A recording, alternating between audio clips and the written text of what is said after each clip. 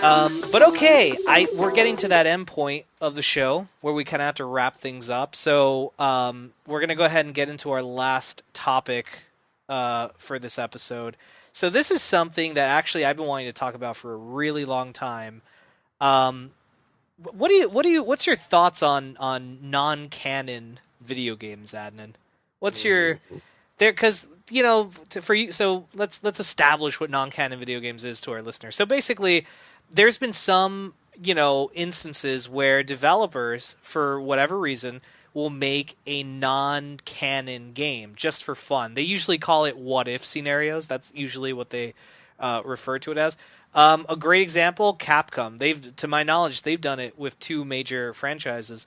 Dead Rising 2, Off the Record, was a non-canon reimagining of the original Dead Rising 2, where instead of playing as the new character Chuck Green, you played as the character from the first game. Frank West. He's covered wars, and you got to play as it again.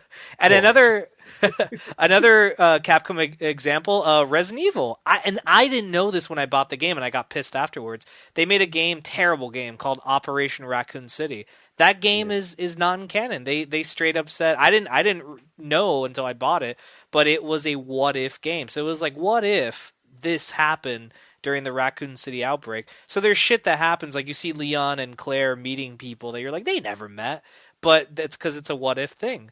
And I know, there's other games, like I know Metal Gear, for example, like Metal Gear Acid, Acid 2, all those are non-canon to the MGS timeline. Ghost Babel, shit, even Snake's Revenge, the original sequel, was not canon because Hideo Kojima had nothing to do with that.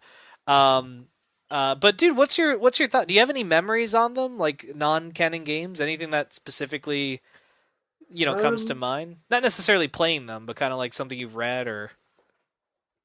I'm trying to think of something. Well, I have something, like while you're thinking, I have something kind of just for the,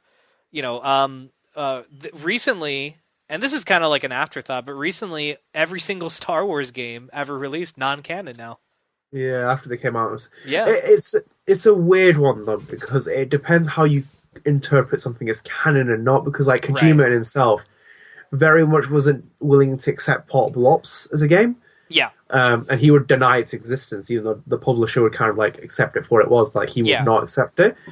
So for like his kind of perspective, it would be non-canon. But for your perspective, it can be canon. It's all about purely subjective, because once it exists, once the product exists, you can't get rid of it. Right. Because that's the problem. Like once it, as much as you want to bury it in the sands of like, the in the desert like ET and like kind of hope it doesn't exist, it will happen. Yeah.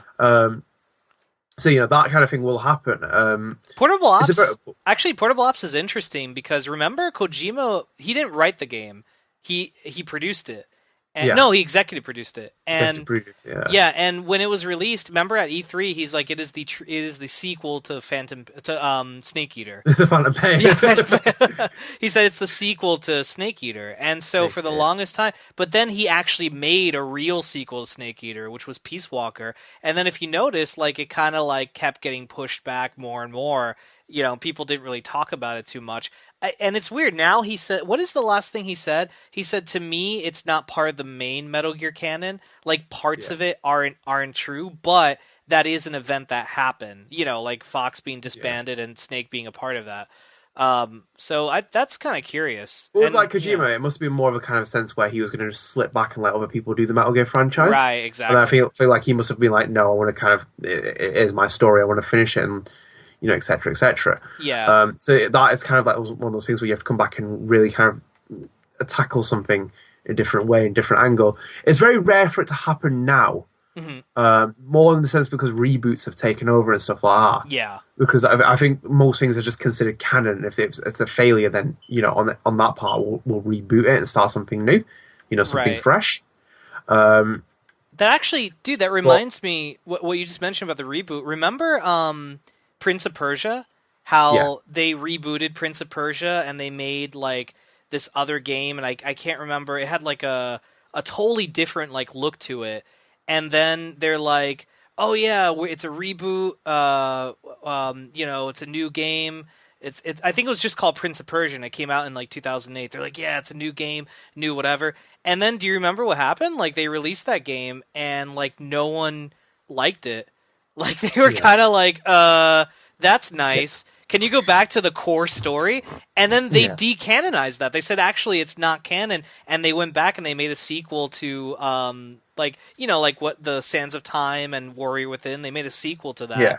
And they called it, I think it was called The Forgotten Sands. So I think that's fascinating example of how, it's kind of like Devil May Cry. Remember how Capcom rebooted it and fans hate it and they wanted them to go back to classic. They wanted Devil May Cry 5, like classic Dante.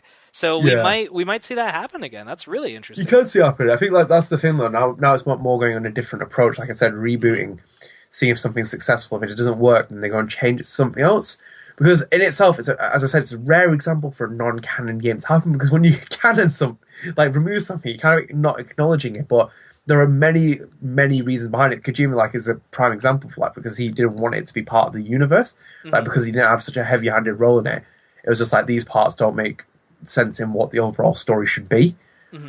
Maybe certain events are right, but I'm going to not acknowledge this part and this part and that part and this part.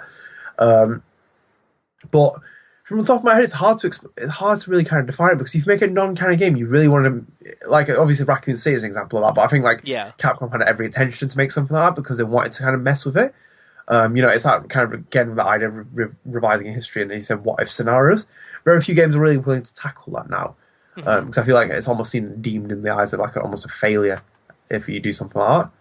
Yeah, it's for some reason people frown upon companies releasing what if games, which I think is kind of curious, right? Because in itself, yes, but also I'm kind of a person who can only swallow so much hypotheticals. Yeah. Because this is the thing with if you're going back to show the 11/22/63, 63, yeah, it's a cool idea, but I can only swallow so many ideas of who killed JFK.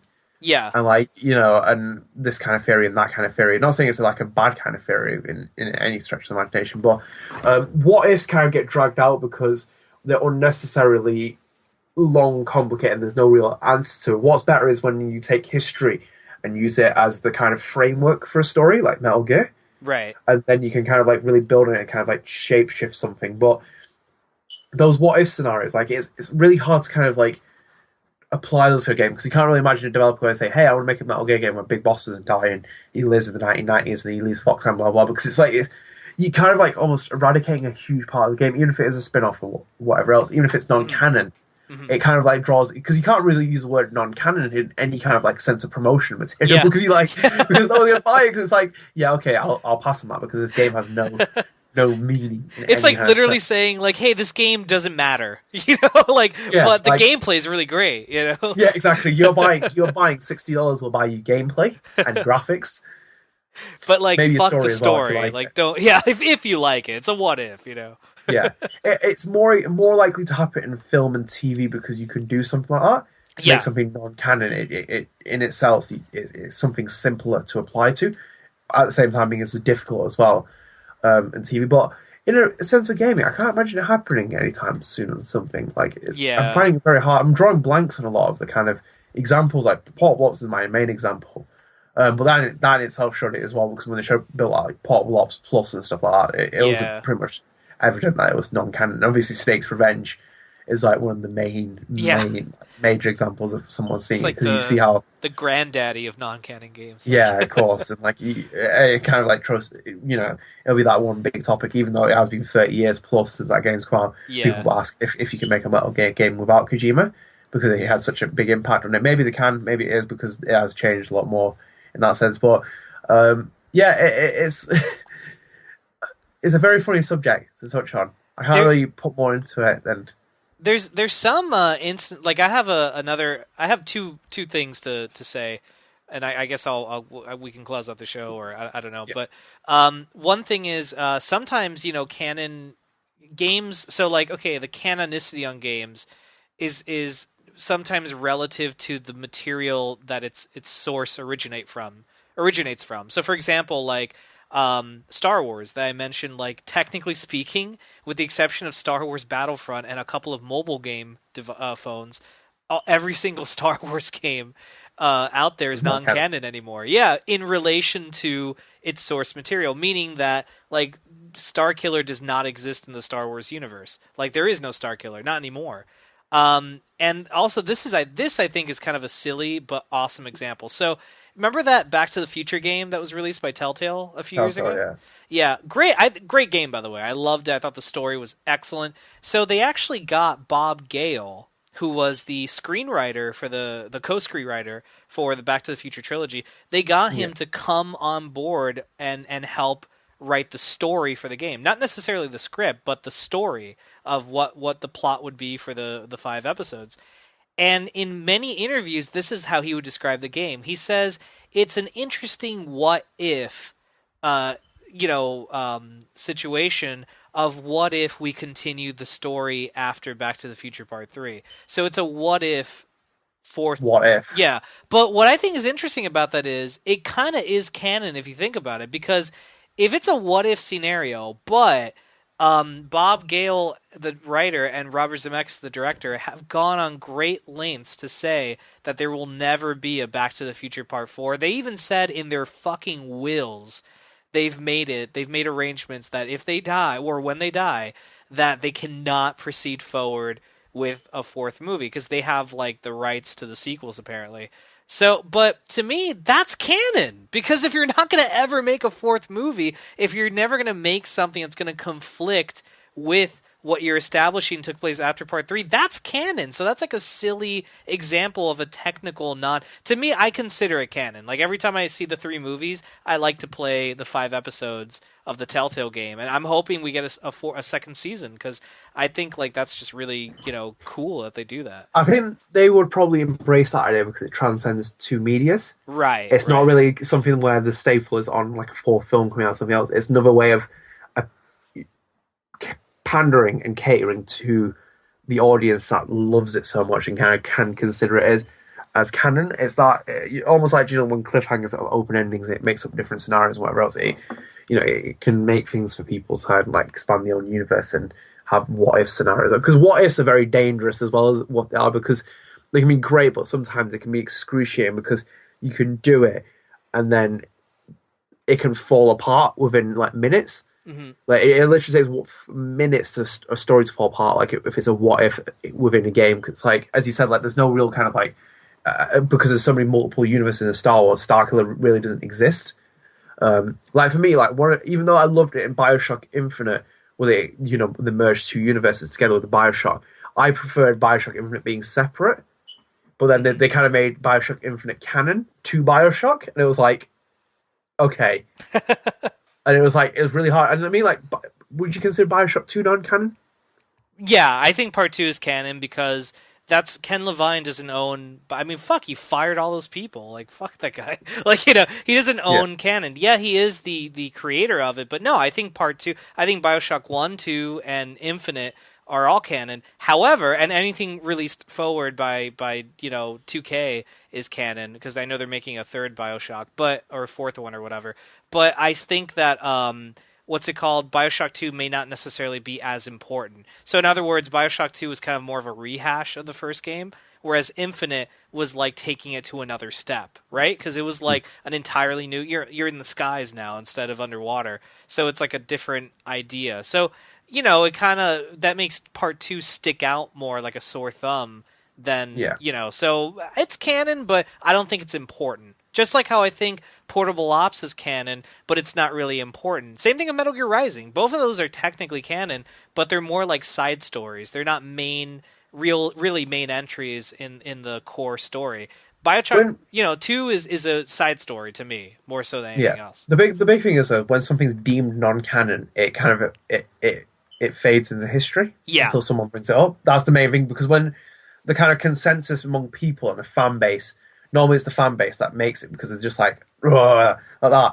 It fades into existence. Mm-hmm. Like I think one of the examples for like among the Gears community would be like Judgment doesn't really exist. Yeah, like, just not the story. The game does not exist. Yeah, like it is all those things where people like even I refer to it as Gears 1, 2, and 3. Like I just do not acknowledge it. It exists as a game, but I consider it non-canon. Because I'm like, Epic Games had very little influence on this. It was not a real direct sequel. It was sold off in like this part, and like not sold off more. It was co-produced in this part by a different developer. It had no kind of real direction, blah blah blah, and it wasn't really canon to the story. Right. And Gears of War 4 is a direct sequel to 3. It's not a sequel to Judgment. It's a sequel to Judgment's a prequel, but it's it's a pure sequel. That's one of those things where it's a spin-off title failed and has become canon among his fan base. Dude, so that's a big kind of thing to raise. It's another example of that where like people. I have a friend of mine that every time he talks about Indiana Jones, he always calls it the Indiana Jones trilogy, and I'm like, trilogy? And he goes, yeah, man, trilogy. Trilogy. Like he disavows Kingdom of the Crystal Skulls, and a lot of people do that because it was a pretty big disappointment, to some people, and Shia LaBeouf swinging on vines with monkeys. People didn't want to see that. Always. Well, shit, dude. I think on that note, we should probably close out the show and ride off into the sunset. The non-canonical sunset. That's it for this week's episode. Don't forget to follow the Gamer Headline Show on Twitter at TGA Show and like our Facebook page, The Gamer Headline Show, for up-to-date episodes from Gamer Headlines' official podcast. Additionally, the Gamer Headline Show can be found on Podbean, Stitcher, iTunes, YouTube, and, of course, right here at GamerHeadlines.com. Thanks for joining us on this week's episode. We'll see you next week. Take care, guys. And remember, this episode was canon. What happened in this episode, this is canon to the to the GHS universe. So we'll reference this episode next time. It's not a what if.